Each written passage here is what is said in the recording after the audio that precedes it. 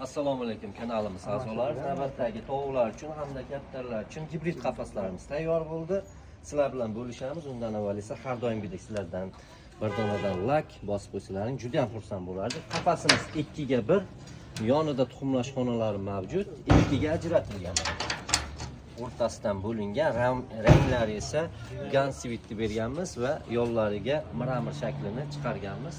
Siliflari har doimgidek mana oldida tarnovlari suv oqib ketish uchun doim ishlarga mana juda ham sipirlashni holatda chiroyli qilib o'rnatganmiz. Eshiklarga bitta baho beribsizlar, 3 ga 2 profil ishlatganmiz. Juda ham chiroyli mana xoraschalar bilan o'rnatganmiz. Taglari esa odamni ko'tarish xususiyatiga bemalol, binolar ham yetarli darajada. Shiklostidan stiklovatlarni har doimgidek berganmiz, issiq sovuq o'tkazmaslik uchun. Setkalar esa 2 ga 2 ko'z qalin setkalardan iborat. Qafasimizni razmerlarini yana bir bor ta'kidlab o'tamiz.